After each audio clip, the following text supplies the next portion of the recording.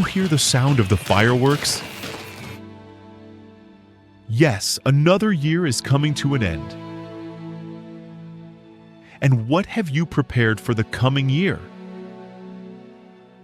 At this time of the year, it's common for many people to set new goals and raise their expectations for the following year. But when you think about it, nothing is very different from previous years. Is it? Losses, failures, disappointment, sadness, certain difficulties and problems that have persisted year after year. And you ask yourself,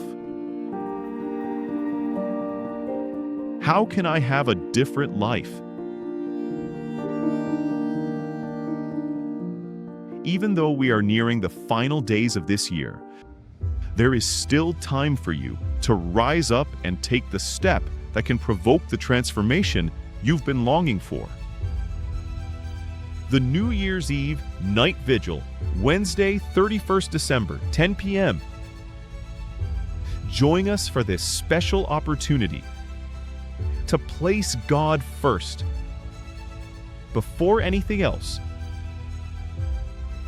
as we step into a new year with faith, purpose, and a renewed spirit.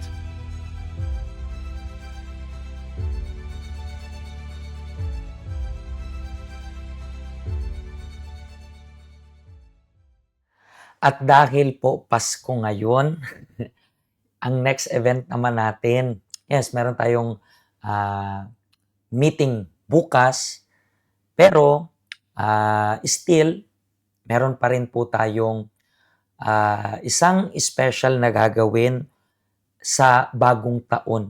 Yun po yung reason kaya meron rin tayo nitong 21 days fast of Daniel. Bakit tayo merong 21 days fast of Daniel? Nitong petsang ito.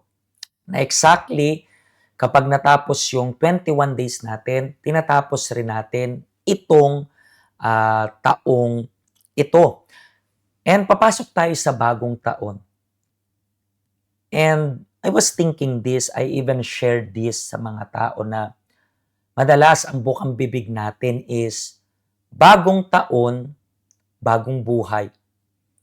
Walang mali dyan, take note. Walang mali na bagong taon, bagong buhay. Pero, you have to remember na lagi yan na nakadepende sa atin. Meaning to say is ganito.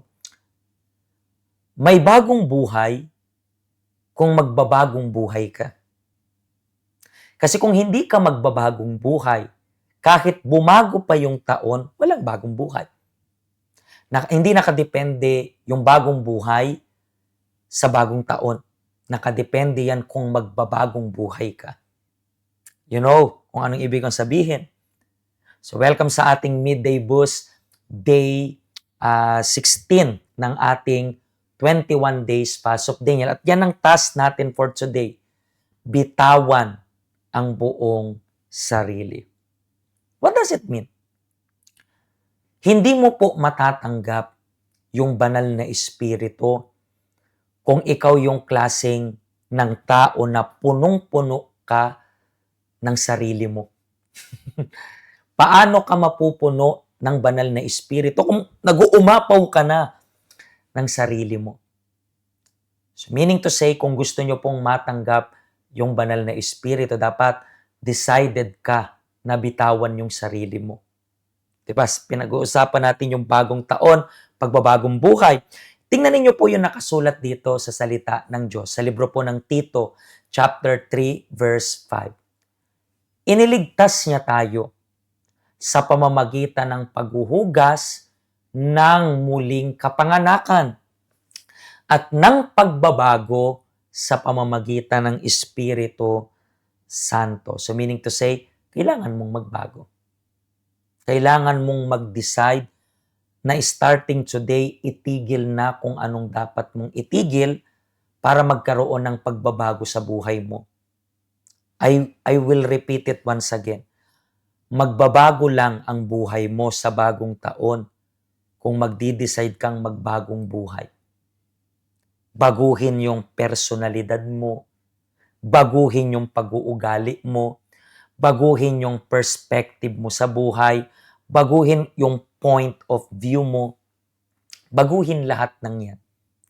Kasi po kung hindi ka magdi-decide na baguhin, gusto mo panatiliin pa rin yung sarili mo. Hindi, ito ako, hindi ako magbabago. Parang dahilan ng mga mag-asawa madalas. Nakilala mo kung ganito, magtiis ka. Hindi ganyan. Ang banal na espiritu, papasok lang sa iyo kung natutunan mong i-empty yung sarili mo ng sarili mo. Willing ka na baguhin yung ugali mo, willing kang baguhin yung pag-iisip mo, willing kang baguhin as in lahat. Walang matitira para sa iyo. Naintindihan niyo po ba? Bitawan mo yung sarili mo. Hayaan mong mabago ka ng Diyos. Mabago ka ng Diyos sa pamamagitan ng iyong pag-iisip. Naunawaan niyo po ba? Bisitahin niyo po yung health center natin. Maybe bukas, kung wala kayong time ngayon, kasi katatapos lang ng event natin. So bukas, meron pa rin po tayong event and ito rin po yung ating weekend schedule para sa weekend of gratitude natin sa Panginoon. Mga kaibigan, pag-isipan niyo po ito. Pag-isipan niyo to ng maigi. Ang task natin for today, bitawan ang buong sarili. Buo. Walang labis, walang kulang. So, samantalayin niyo po na sa pagkakataong ito na magpipray kayo, mag-decide kang mabitawan yung lumang ikaw. Kung gusto mo ng bagong version ng sarili mo, kailangan mo na bitawan yung lumang ikaw.